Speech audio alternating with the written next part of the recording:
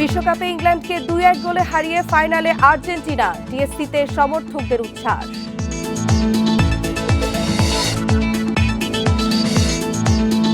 অক্টোবরের মধ্যে ভারতের সাথে গঙ্গা চুক্তি নবায়ন, পুরনোতে আপত্তি নেই, গ্যারান্টি ক্লজ চায় ঢাকা।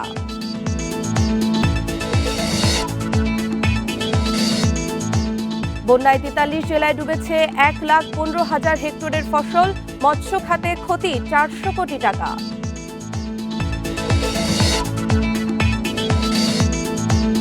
কিশোরগঞ্জে মিঠামইন উপজেলা বিএনপি সভাপতিকে কুপিয়ে হত্যা, একজনকে আটক করেছে পুলিশ।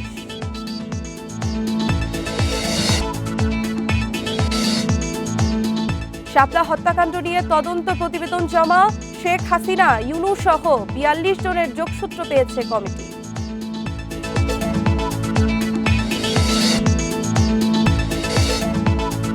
স্কুল ফিডিংয়ে খাবারের শিক্ষার্থীদের অসুস্থতায় চাঁপাইনবাবগঞ্জে উদ্বেগ, খাবারে অনিয়মের অভিযোগ।